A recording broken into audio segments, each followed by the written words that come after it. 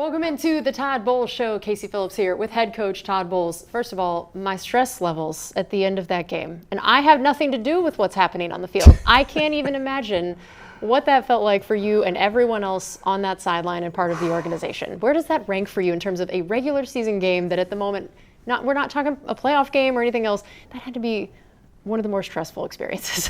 No, it really wasn't.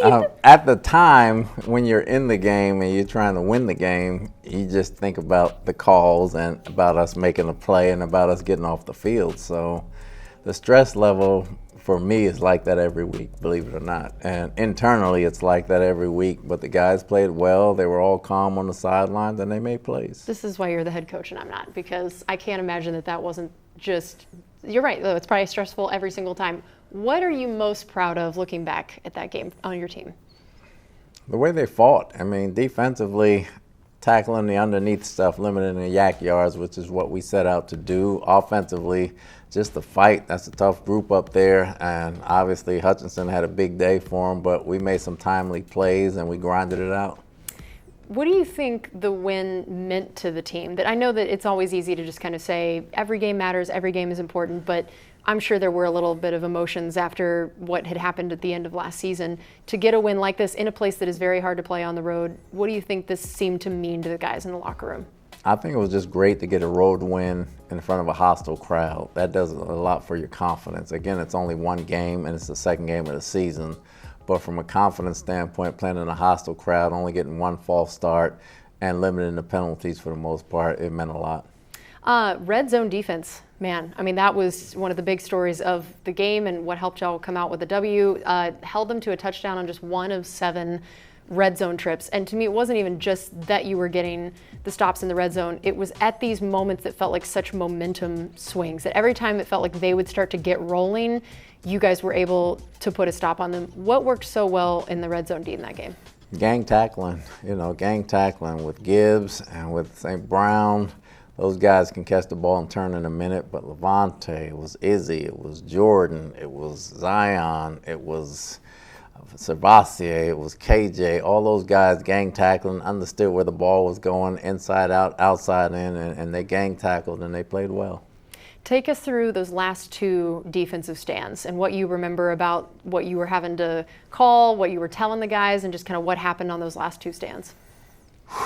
The last 2 plays or the last 2 stands? The last 2 stands. Having 2 minutes, below 2 minutes is not ideal.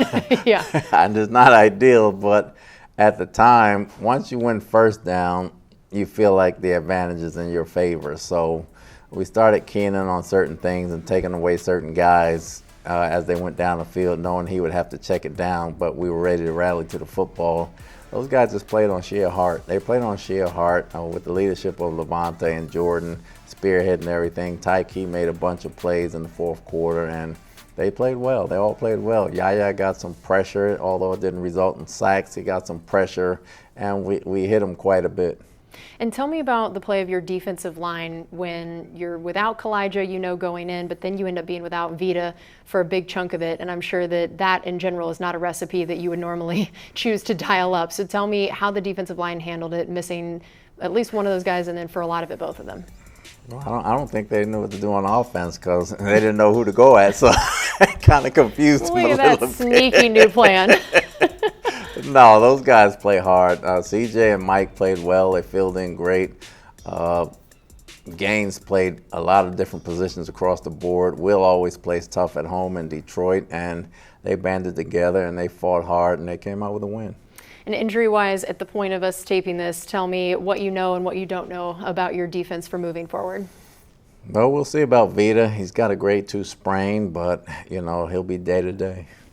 And then I know this last week had to be pushing your limits of your creativity, your planning, your moving things around, as there were just so many moving parts of who would and would not be available and guys having to step up in some different ways. So take us through the timeline this last week of how your game planning went, not knowing everything all the way until maybe a little closer to kickoff.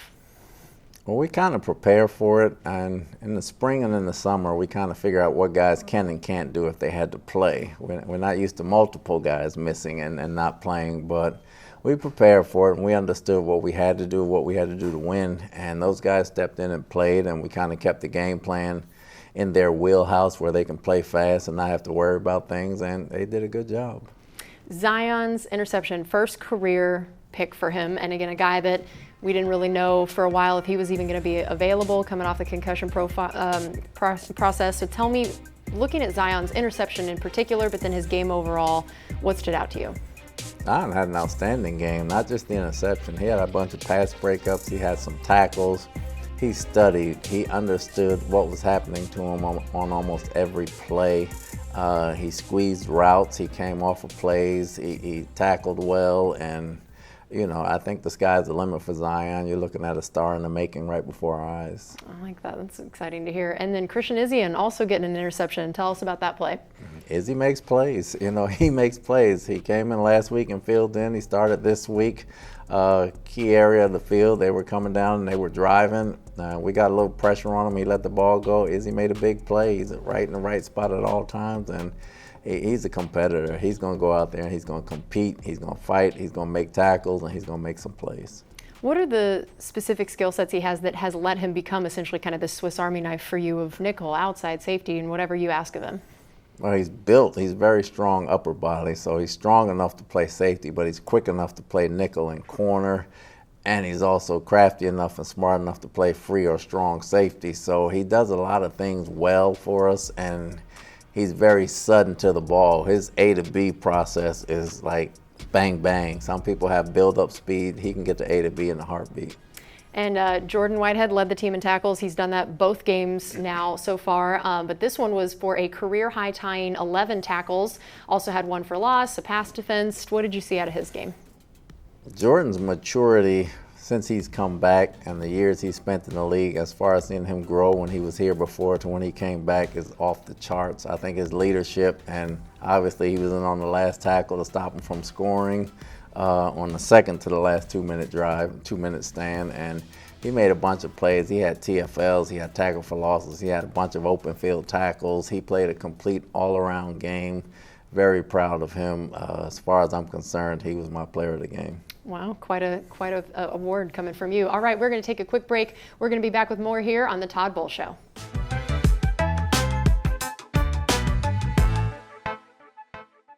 Welcome back into the Todd Bowles Show. Casey Phillips here with head coach Todd Bowles. I know that we talked about a lot of your DBs being hurt, a lot of moving parts, but Jamel Dean was one of the few, like, hey, we know where he plays, that he came in healthy. Tell me what you saw from his game. I think the first play they quick snapped him, so he gave a ball to Williams. But after that, you know, the perimeter tackling that he came with and the covering he did was outstanding. He played a heck of a ball game out there on the right side, holding down the fort, and those guys can break a lot of tackles, and he's a very sure tackler. And then Servassier, career high 10 tackles for him. Tell me a little bit about his game and what you've seen, and then also just the role that you have planned for him and KJ this year and how that's working out. Voss is tough. I mean, he's very tough. He's healthy this year, number one. Number two, he came out of college as a great blitzer and a very good zone passer, but he's a very good cover guy. He's very instinctive. He's very smart, very good zone dropper, has great awareness, and his explosion is outstanding. He made some tackles in the fourth quarter where he was just going and he was hitting. KJ did the same thing for the first 3 quarters. Voss cleaned it up in the fourth quarter along with Levante, and with the rotation we have with those guys, it's been going well. He, Kalijah, Yaya, Jose, a lot of these guys, this rookie class defensively, first of all, I love that reaction. I think that says everything. But they seem to be so close, both in a joking way that I'm sure is very entertaining to you, but also they seem to really spur each other on. How important is that to see a lot of these young guys have such a good core group like that to all be, playing together and pushing each other? It's important that, I call them kids because they all play in the sandbox together, but they're very tough, they're very smart, they're very instinctive and very professional, and they play off of each other, and that's the biggest thing. They play off of each other and they have fun together. That makes them a lot closer. I like that. How about your outside linebackers? What did you see from that group? I thought Yaya got a lot of pressure. I thought he got pressure, and they were trying to double him a couple times, especially in the fourth quarter. I thought Joe played a good all-around game. He made a great open field tackle on Gibbs out there. close to the end in the flat route right there, but he had a good all-around game. We got to get more pressure and more tackles as far as our stunts and games are concerned, but overall, I thought those guys played hard. Let's shift a little bit to the offensive side of things. I mean, Chris Godwin, man, his first half was, for most people, a great whole game. He got all in a half of 7 catches, 117 yards and a touchdown. So third most yards he's had in any single half of his career, most since 2019, and the second most by any player in a half so far this season. What worked so well for him in that first half? Well, I think when Baker brought time with his legs, Chris found spots to get open, and Baker found them. The connection was there. They pretty much kept a safety over top of Mike most of the time. So Chris got loose and got free, and we know you got to defend both of those guys, not just one of them. And he made a bunch of plays. And tell us about his touchdown and what worked so well on that one. It was a great call by Liam. Obviously, they faked the screen with Bucky coming around the edge, and they bid on it, and they jumped up, and Chris ran by him, and the rest was history. So Chris now has a couple touchdowns already on 83, or last year he only had 2 touchdowns on 83 receptions. After this one, he already has 2 in just the first, 6 quarters of the season.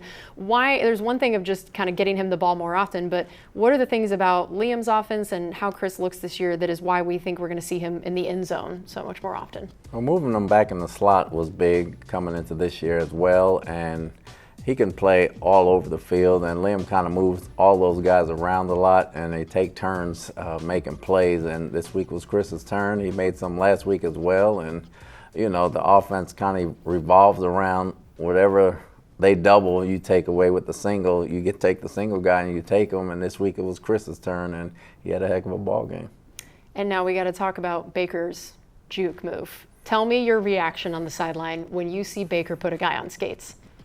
When Baker throws a move and you fall for it, I mean, that's like, Baker's not an old man. He can run straight ahead, and he's very savvy. He did a one-step and go, and it was a heck of a move because they got a very aggressive defense, and he bought some more time. And then the next play, he ran a quarterback draw and ran in twice. I just hope he doesn't make a living with that. Yeah, this is not the permanent game plan moving forward. No, that is not. Good to know. All right, we're going to take one more break here. We're going to be back on the Todd Bowles Show in just a minute.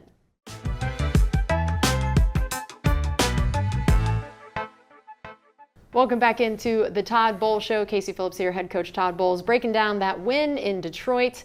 So I know that we briefly hit on Aiden Hutchinson earlier this show. Unfortunately, he did not briefly hit on us in that game. Tell me what it was like trying to face him and all the kitchen sink that you guys ended up trying to throw at him. Oh, it was tough when we were trying to chip him, and he was still getting back there to the quarterback. So he took us out of a lot of things we wanted to do, and that's a credit to him. We got to do a better job of protecting Baker right there, and we got to do a better job scheming it up, trying to do things to offset what they were doing. And now also just tell me a little bit about the offensive line. And I mean, I know that was obviously such a huge storyline of what everybody noticed, but outside of those sacks and Aiden Hutchinson being so disruptive, what did you see from that group? And especially knowing anytime you have someone new stepping in and it's a loud place, he's so far from the center trying to, hear the calls as your new guy, handling the noise like that, just what did you feel like that group was able to do? I thought we handled the noise, and I thought we played physical up front for the most part. They brought an extra guy up, trying to take away the run that we couldn't get to, but I thought they held their own.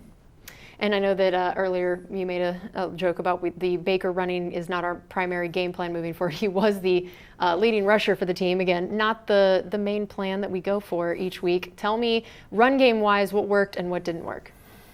Well, his scrambling worked. And, Baker has a feel in the pocket when he needs to run and when he needs to pass, and I'm good with that because you can't teach it. He's very smart and very strategic on the things that he does. When he does run, he knows when to get down. He has a knack of having somebody off balance when he can go for the first down and when he can't go for the first down. The run game, for the most part, there were a few chances. There were some holes there, but that we could have got through, that we can run through better. But at the same time, it was tough sledding all day. It was tough sledding on their part, tough sledding on our part. We knew it was going to be a tough ball game. What have you seen out of Liam Cohen now after 2 games of one where it felt like everything goes your way and everything is right, and then definitely a little bit more adversity faced with some of it this week? What do you feel like you've already seen in terms of his growth and learning and the way he's starting to evolve this offense a couple of games in? Well, it's great to see him with a game where he can go out in Washington and call anything he wants and it works. And it's good to see your coach in a game where it's a nail biter and it's tough tooth and nail, and you got to fight and you got to figure out calls to win the game but not blow the game for the most part, and he learned that part of it, which he knew, but I thought he made some timely calls and he got us into some good plays. And then, Chase McLaughlin, this blew my mind. So he improved his career field goal percentage on kicks of 50-plus yards to 83.9%. Currently stands as the best percentage in NFL history from that distance. That guy from over 50 is incredible. What did that end up meaning, especially in a game like this, for your offense, and just how that can affect what you guys need to do and are able to do? I mean, it was huge. Every point was important. Obviously, you saw the field goal they missed at the end of the half, which would have changed the game completely because they only needed a field goal at the end. But Chase made some big kicks for us. He's a big weapon for us, especially indoors. And, we feel great when we get across midfield that we have a chance of getting points. And how do you feel about the rest of special teams in this game and then just so far this season? We tackled. Javier had 2 tackles on the kickoff. Cole Keith had a couple tackles right there. I think we can punt it better. We need to win the field position battle in the punting game, and we got to clean that part of it up. Other than that, the fake punt got us. I thought we blew that one. We had it. We missed an assignment there, but they've been playing solid football. We just got to keep getting better. All right, one more break here on the Todd Bowles Show. We'll be right back.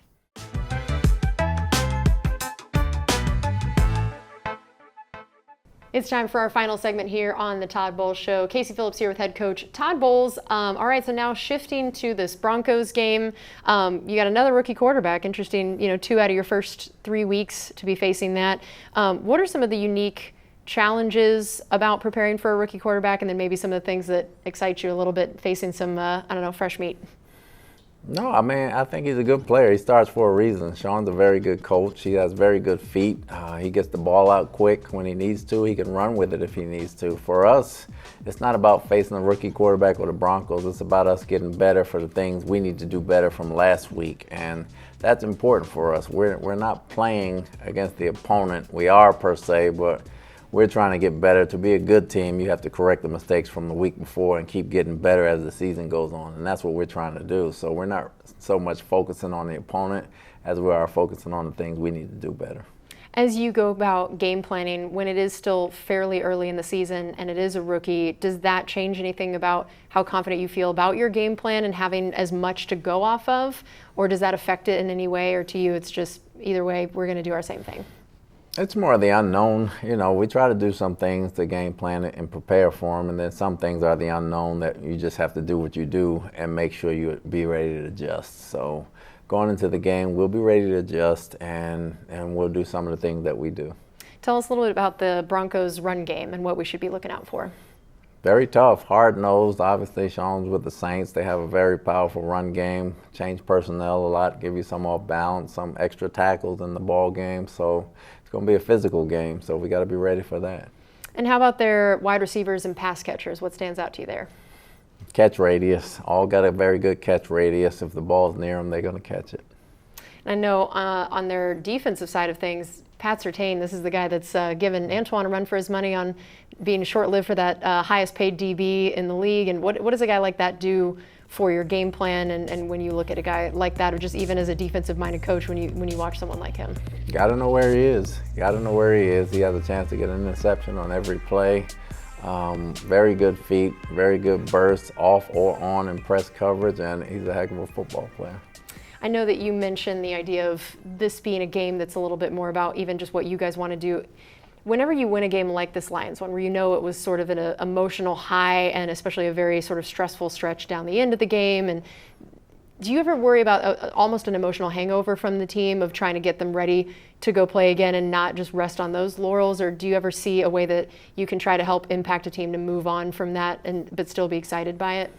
Try to move on from it, At this point, with young guys, it's harder to handle success than it is failure. So keeping them grounded and making sure we keep doing the little things for us to get better is what we stress and what's important for us. I don't know why, but I feel like you're probably pretty good at keeping everybody grounded from what I've heard from trash talking. Not that much of a trash talker, I use glad bags and I carry out the heavy load and, I keep it moving. Perfect. I love it. Well, that's going to do it for us on this edition of the Todd Bowles Show. He's got some glad bags he has to take out after this, so we'll let him go. We'll see you guys next week.